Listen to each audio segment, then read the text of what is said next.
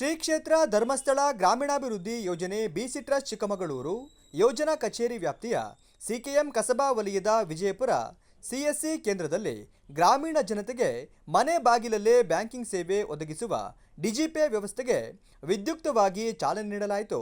ನಿವೃತ್ತ civil engineer ಹಾಗೂ ಸಮಾಜ ಸೇವಕರಾದ ಸಿಎಸ್ ಕಲಂದರ್ ಅವರು ದೀಪ ಬೆಳಗಿಸುವುದರ ಮೂಲಕ ಉದ್ಘಾಟಿಸಿ ಕಾರ್ಯಕ್ರಮಕ್ಕೆ ಚಾಲನೆ ನೀಡಿದರು.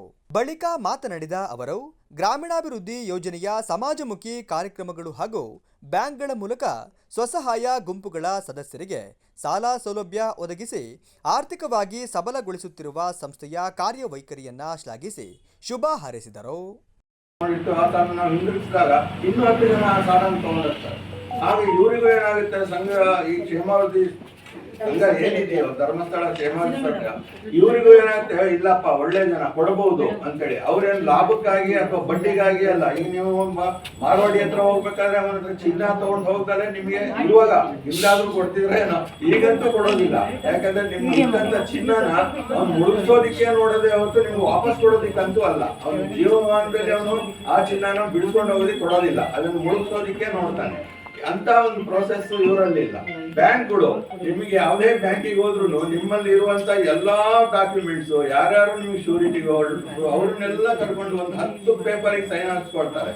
ನೀವು ಸೈನ್ ಹಾಕಿ ಸುಸ್ತಾಗ್ಬಿಡ್ತೀರ.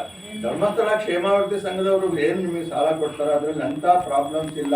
ನಿಮ್ಮ ಒಂದು ನಂಬಿಕೆ ಮೇಲೆ ಕೊಡ್ತಾರೆ. ಯಾಕಂದ್ರೆ ಅದು ಕ್ಷೇತ್ರದ ದುಡ್ಡು ಅಲ್ವಾ, 10,000 ಜನರ ದುಡ್ಡು. ಅವ್ರು ಅದನ್ನ ಅಲ್ಲೇ ಸುಮ್ಮನೆ ಇಡಬೇಕಲ್ಲ ಅನ್ನೋದಕ್ಕಾಗಿ ಸಾರ್ವಜನಿಕ ಕೊಟ್ಟರೆ ಅವರಿಗಾದ್ರೂ ಅನುಕೂಲ ಆಗುತ್ತಲ್ಲ ಅನ್ನೋ ಉದ್ದೇಶ ಇಟ್ಕೊಂಡು ಕೊಡ್ತಾರೆ ಅವರು.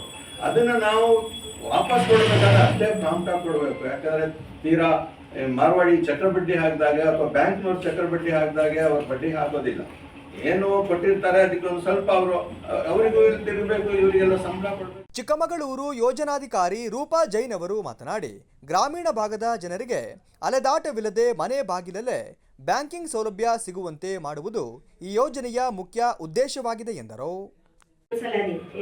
ಆದರೆ ಕಳೆದ 2007ರಲ್ಲಿ ಚಿಕ್ಕಮಗಳೂರು ತಾಲೂಕಿಗೆ ಈ ಯೋಜನೆ ಬಂದಂಥ ಸಂದರ್ಭದಲ್ಲಿ ನೀವೆಲ್ಲರೂ ಕೆಲವರು ಗಮನಿಸಿರ್ಬೋದು, ವ್ಯವಹಾರವೇ ಬೇರೆ ಇದೆ, ಧರ್ಮಸ್ಥಳದ ಕಾರ್ಯಕ್ರಮಗಳು ಕೂಡ ಬೇರೆ ರೀತಿಯಲ್ಲಿ ಇದೆ. ಧರ್ಮಸ್ಥಳದ ಕಾರ್ಯಕ್ರಮಗಳು ಯಾವುದೆಲ್ಲ ಅಂತ ನೀವು ಕೇಳಿದರೆ ನಿಮಗೆಲ್ಲ ಗೊತ್ತಿರ್ಬೋದು. ಪ್ರಥಮದಲ್ಲಿ ಕೃಷಿ ಕಾರ್ಯಕ್ರಮಗಳಿಗೆ ಕೂಡ ಅನುದಾನವನ್ನು ಕೊಡುವ ಕೆಲಸ ಮಾಡ್ತಿದ್ರು. ಮನೆ ದುರಸ್ತಿ ಕಾರ್ಯಕ್ರಮಗಳು ಬಂದಾಗ ಅದಕ್ಕೆ ಅನುದಾನ ಕೊಡುವ ಕೆಲಸವನ್ನು ಮಾಡ್ತಿದ್ರು. ಇತ್ತೀಚಿನ ದಿನಗಳಲ್ಲಿ ನೀವೆಲ್ಲರೂ ಗಮನಿಸಿರ್ಬೋದು, ಗ್ರಾಮಾಭಿವೃದ್ಧಿ ಯೋಜನೆಯ ಏನು ಸ್ವಸಹಾಯ ಸಂಘಗಳ ಮುಖಾಂತರ ವ್ಯವಹಾರಗಳನ್ನು ಮಾಡುವಂಥದ್ದು ನೀವೆಲ್ಲರೂ ನೋಡಿದಿರಿ. 2012ರಿಂದ IDB ಬ್ಯಾಂಕಿನ ಮುಖಾಂತರ ನಮ್ಮ ಕರ್ನಾಟಕ ರಾಜ್ಯದಲ್ಲಿ ಈಗ ಇತ್ತೀಚಿನದಲ್ಲಿ RBI ನಮ್ಮ ಧರ್ಮಸ್ಥಳ ಗ್ರಾಮಾಭಿವೃದ್ಧಿ ಯೋಜನೆಗೆ ಒಂದು BC ಆಗಿ ಅದು ಒಂದೇ ಒಂದು ಸಂಸ್ಥೆಯನ್ನು ತಗೊಂಡಿದೆ. ಇದು BC ಆಗಿ ತಗೊಂಡ್ರೆ ಯಾವ ಥರ ಅಂತ ನೀವು ತಿಳ್ಕೊಳ್ಬೋದು. ಬ್ಯಾಂಕೇ ನೇರ ನಮ್ಮ ಮುಖಾಂತರ ಸಂಘದ ಸದಸ್ಯರಿಗೆ ಕೊಡೋದು. ಎಲ್ಲ ನಿರ್ವಹಣೆ ಯಾರಾಗಿರ್ತಾರೆ ಅಂತ ಹೇಳಿದರೆ ಬ್ಯಾಂಕ್ ಆಗಿ ಇರ್ತದೆ.